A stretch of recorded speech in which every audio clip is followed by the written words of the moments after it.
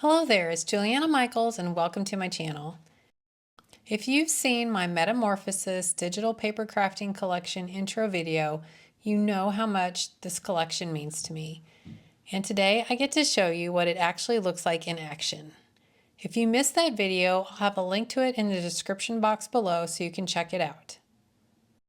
Today I've got 4 cards that I made using the A2 size papers and ephemera from the collection, and I'm walking you through all 4 of them from simple to more advanced. The first card keeps things simple, just papers and ephemera pieces. And from there we build things up, adding more layers and techniques. I share an embossing folder technique that really makes the embossed design pop, and then finally how to use texture paste for some serious dimension. Along the way, I'll share how I selected and placed the ephemera to create balance, plus some tips for using distressed products and other mixed media techniques on the matte photo paper, or any paper that is not made for wet mediums.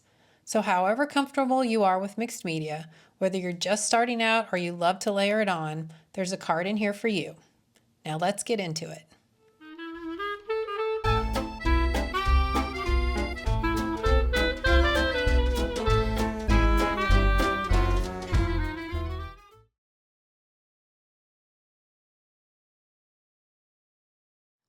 So to start off with, you can just really start off with a simple card, not complicated at all, with minimal layers, just to, keep it simple and easy to mail.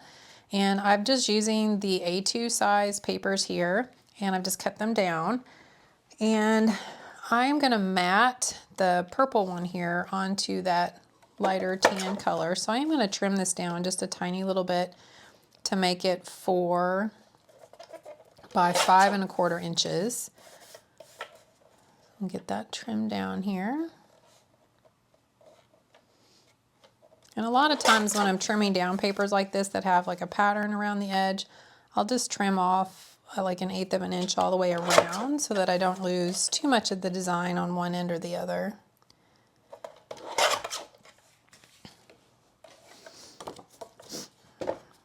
And then from here you can just mat that onto the other paper. And I took one of the ephemera pieces that I actually just kind of tore the edges and distressed it a little bit, and that just simply could be just centered right on there, and then you could easily add just a little sentiment strip. Now if you want to kind of take this up to the next level, add a little bit more distressing or inking or anything like that, you certainly could, and that's what I would like to do next, is just I'm going to take some distress ink. You could pick any color, brown that you like, or any other color that you would prefer. And then I'm just going to get some ink on there and just ink around these edges a little bit here. And I'm also going to do the same thing here on this background piece. Because these papers are printed at home on an inkjet printer, I wouldn't recommend using like any kind of sprays on them. You could probably do splatters, which will be just fine, but to spray directly onto the paper where you're going to get it really super wet, this ink is not really going to handle that super great, and it will probably bleed a little bit. So I haven't tried it yet, but that is on my list of things that I want to do to see how that turns out. Now, of course, if you wanted to keep the white edges on there, you could certainly do that. Like you could ink it before you did the edge treatment, and then that would leave you some of that white edging if you like, and kind of darken it up a little bit. Smooth that out a little bit here using this little bit softer blending brush. And then from there, just have your layers all built up. And then I don't know why, but I always kind of like to ink the edges of my sentiment strips. I don't like to see the white edging. That's just me. And then, just attach that. If you wanted to add like some foam adhesive to pop this up, you could certainly do that. But right there is just kind of a simple card that you could put together with some of the papers and ephemera from this collection.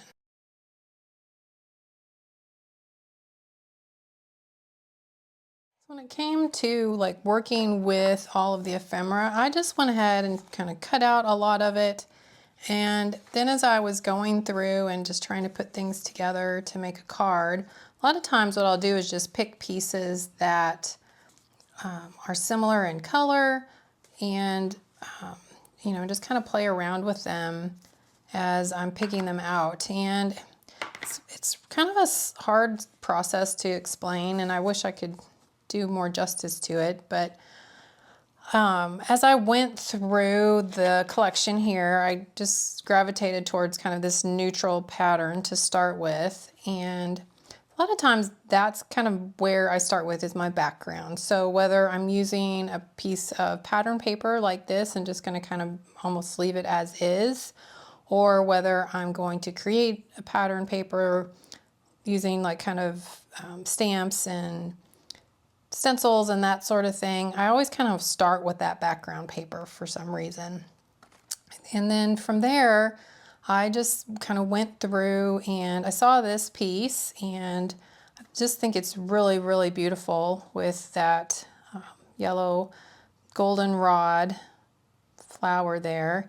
And I just felt like that just was a nice kind of central focal image to put onto the background.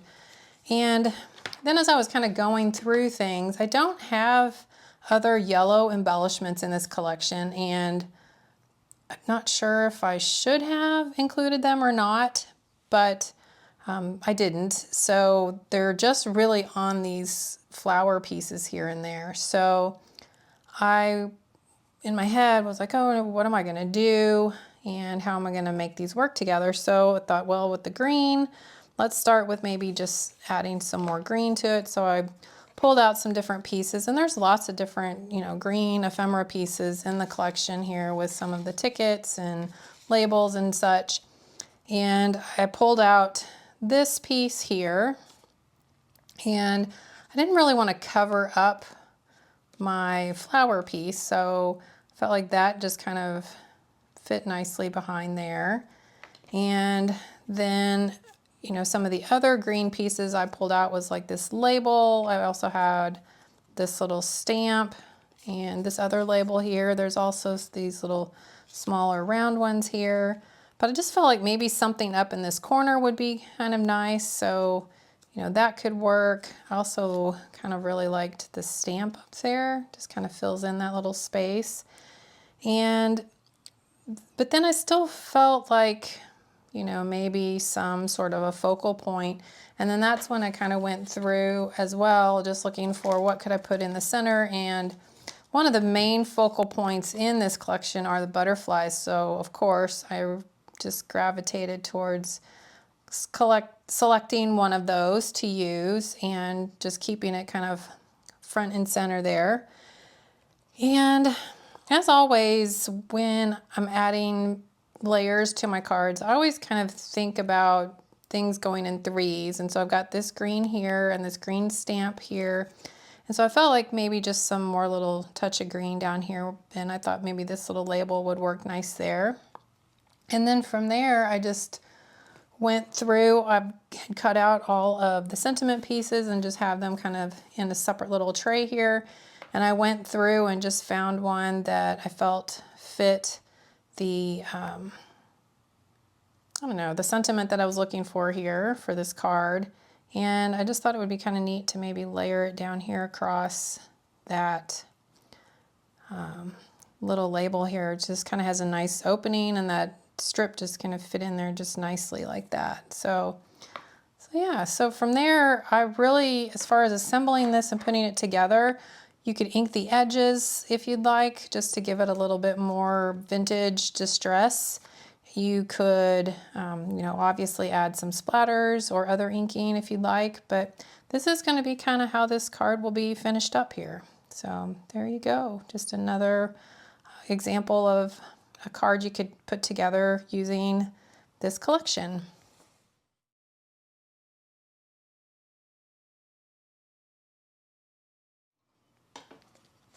Now for this next background, I absolutely love this paper, and as is absolutely beautiful. But I did want to try just taking one of the papers and adding some texture to it using an embossing folder. So I'm just using this Flourish embossing folder from Tim Holtz and Sizzix. But before I run this through my die cutting machine, I am going to spritz the back of the paper lightly with just some water. Again, you don't want to necessarily spray the front of this paper, as the inkjet ink can run or bleed from water. So just kind of keep that in mind. Plus, this paper really isn't made to handle a lot of water just by nature. If there was a way to print this onto watercolor cardstock, then the paper would be able to handle the water a lot better. So I run the embossing folder with the paper through my die cutting machine, and here is the finished embossed effect that you get. So you are going to get just maybe just a slight bit of cracking in the paper depending on how much pressure your machine has, but I personally feel like that adds a really nice vintage touch to this, and I'm quite okay with the effect. So again, with any of these techniques, I really recommend doing some practice runs with some of the papers and just see how they hold up, because again, depending on what kind of paper you use, you may get a slightly different result. Now, I want to add a little more interest to this, so I'm just going to take some Sizzix Luster Wax in gold, and I've got a glove on here because it's just kind of messy and keeps my fingers clean, a little easier to clean up. And then I like to just kind of rub it around in the lid after I've gotten some of it onto my finger, just to kind of smooth it out so that's a little more even on my finger there. And then I just like to hold my finger flat and rub it over the raised surface. Now, if you've got a design that has more flat open areas in it that don't have a embossed design on it, you're going to end up with some of that wax on those lower surfaces, which is fine, but just know that if you use a design that's got more embossing and more raised areas, then you're more likely to just get that wax on the raised areas. So, but just keep your finger flat, and I'm just really lightly rubbing. I'm not pushing down at all. I'm just lightly rubbing and trying to keep my finger kind of flat as I do this. And you can always go back and add more. I usually try to just kind of start off real light and go from there. So you can see, I mean, there's a little bit down into some of the lower spots here and there, but again, I'm okay with that. Just gonna be happy with kind of however it turns out here. So, and if there's some areas that are higher and you definitely want some gold on there, then just kind of hit them specifically. They're larger and a little more easy to get your finger onto. And then that wax dries pretty quickly, and then once it's dry, it's completely permanent. That's not going to come off at all, so you don't have to worry about anything coming off. So it's still just a teeny bit damp there, so just give it a minute and it'll be ready for the next step. So the next thing I want to do is just add a little bit of inking to the edges here. So I'm just going to take this little blending brush, just kind of work it around the edges here. And I'm going in a circular motion. And the color I'm using is just ground espresso. I'm kind of going with a little bit of a dark, moody color palette here. And of course, if you want that ink, more into the middle, you can use a larger brush. I just want to kind of keep it soft and just around the edges there. Now, when it comes to picking out some embellishments, I'm just going to kind of go through here and pick some things and play around a little bit with the arrangement. And you can kind of watch along as I'm doing this process here. So I'm just going to kind of go through and you know, there's a lot going on this background already. So, and I am going to cover up some of it. So that, you know, is fine with me. I'm okay with that. I'm just enjoying this process and kind of liking how, I don't know, for me that's fine. I don't mind covering things up. That's the whole process, to enjoy all of that.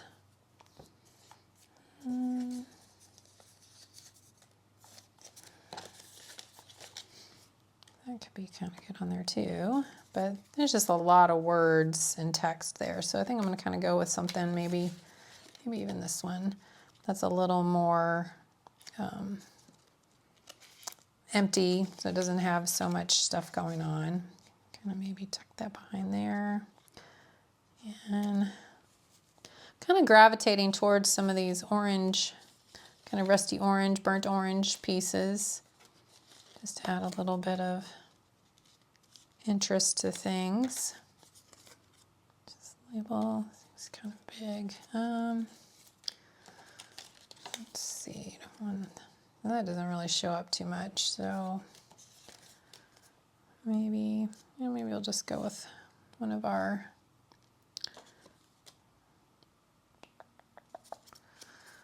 bigger butterflies.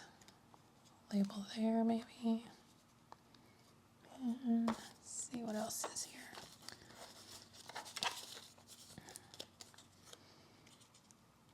Could add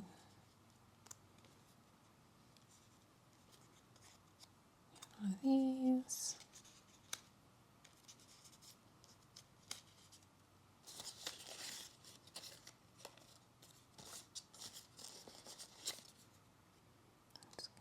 Same.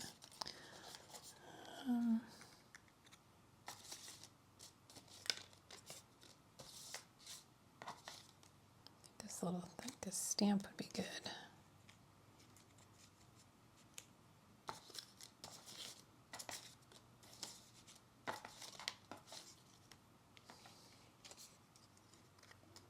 And then, yeah, kind of like that. So again, you kind of have that triangle with the oranges here, but then also I've got it repeated in the center for kind of the focal point.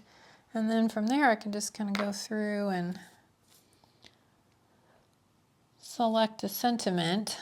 I don't know if I like the black one on top, because I'm thinking maybe I'll put the sentiment here in the middle. So I think maybe just going through, just getting kind of one of these brown ones.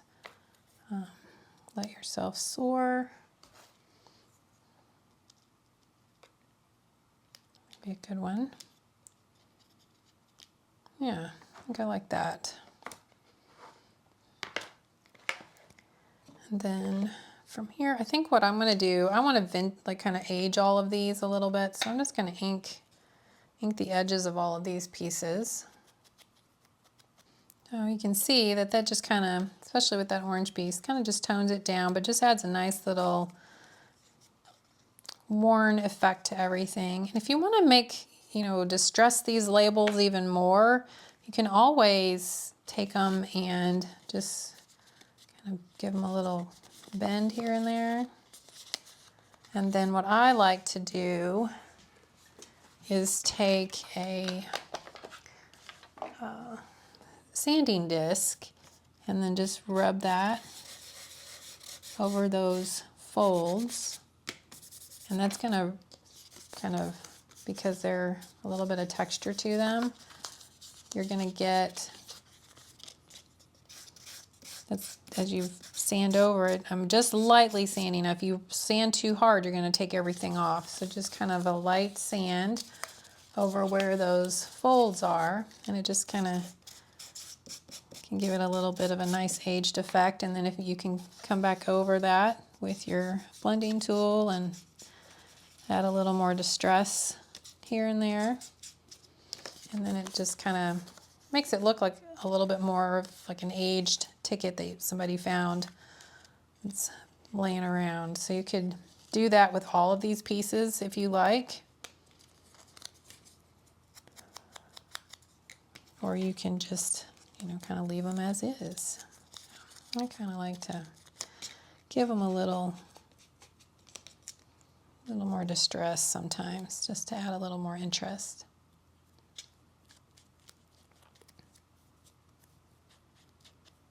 And then from here, as far as putting it all together, you can easily, you know, just use some liquid adhesive. You could use some foam tape to kind of pop stuff up and add, you know, give it a little bit of dimension. And then I will finish this card off by layering it onto some other paper here in the collection, just to give it a little bit of a matte layer. So you could do darker blue. That could be kind of pretty. You could do another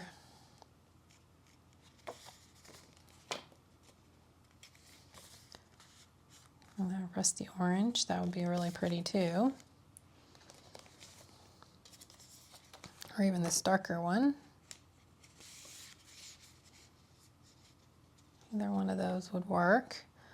Another option would be just to take one of the more neutral papers, a little lighter in color, like this one.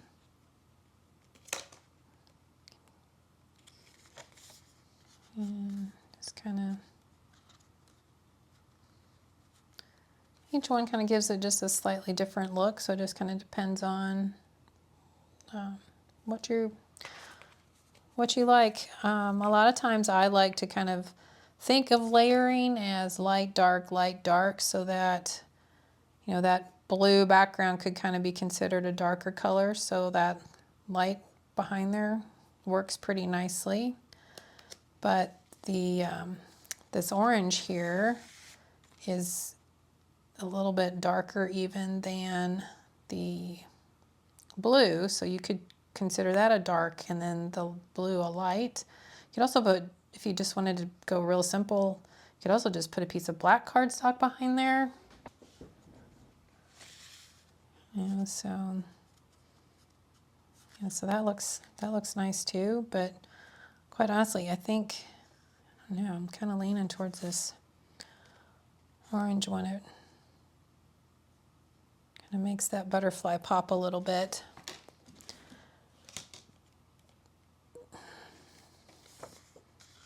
But so does this one. So yeah, I don't think you can go wrong with either one of those. And then here is just another example of another background that I took and did that same technique on with the embossing folder and the luster wax.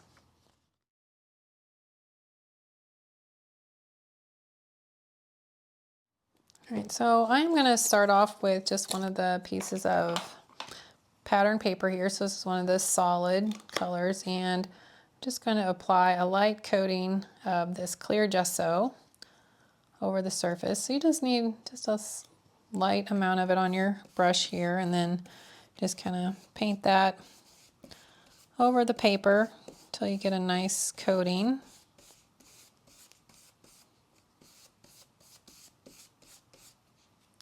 Now you will see some, as you can tell there, the ink is coming up off of this because this is not waterproof ink. So you might want to just kind of wipe your brush off a little bit in between, and then you can go back in, or just put some of this onto a palette that you don't have to worry about contaminating, because you don't want to get that ink down into the gesso. And then I'll just set this paper to the side to dry, or if you wanted to use your heat tool, you can kind of speed up that drying process a little bit that way too.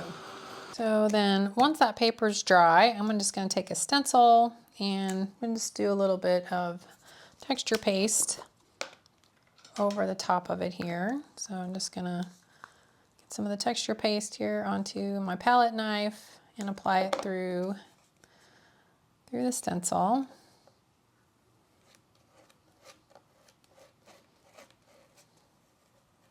And I'm not going for perfect coverage, and I'm also not going for a big, thick, heavy application either. Just kind of get it here into this kind of upper corner. And just lift that off carefully and get a little more paste onto my knife. And then I'm going to repeat that process in this corner here. Just kind of position it there.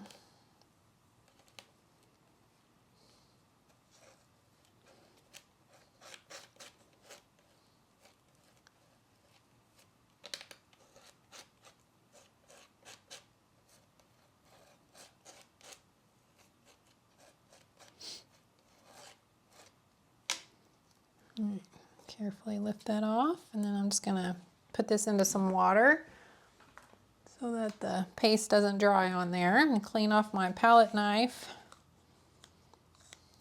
And then just kind of set this to the side and let it dry. Now you can also speed up the drying process with the paste with your heat tool if you like. So even with the gesso on there, you're still going to get just some warping because of the moisture that's in the paste. So I did, if you want to, put this down underneath something to flatten it off or flatten it out, you can. I find that it usually flattens down enough for me, and then once you put some adhesive on the back of it to attach it to your card, it's usually just fine. All right, so then the next thing I'm going to do is just add a little bit of inking on the edges here. So I'm just going to take a blending brush here, just kind of wipe that around the edges just to darken that up and add a little bit of vintage flair to it.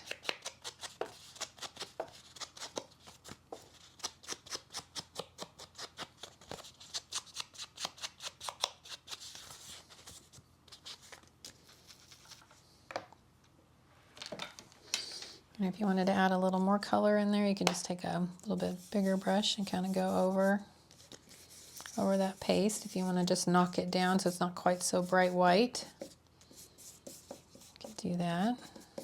There we are.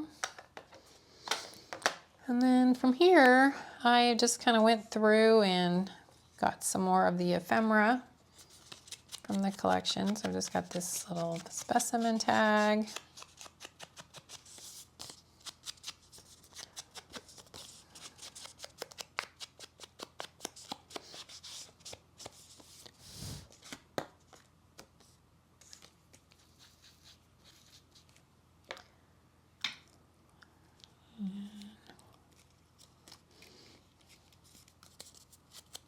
Ticket.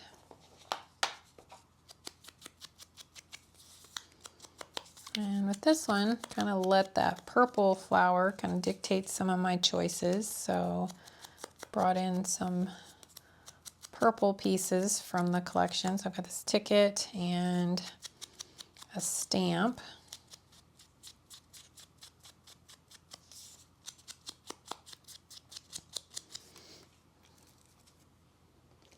And because these are, you're kind of fussy cutting with these flower elements, and you're going to get a little bit of a white border, I'm just going to ink the edges of this as well, just to kind of help it kind of tone down all that white. So I'm not using a ton of ink on my blending tool here, just kind of tapping at it to tone that white down a little bit. There we go. And maybe if you're more patient with the fussy cutting, you might be able to get in there a lot closer than what I did, but that's about all the tolerance I have for that kind of detailed fussy cutting. So just left a little border around the outside. So if that's your kind of fussy cutting, or we are on the same page there. And then from here, I'm just gonna just layer these different elements on here. I've got the tag and the flower there and this label. I love a good round element, so that's good for me there. And just kind of play around with the placement of things, that little tag and stamp there maybe. Let's see. There we go.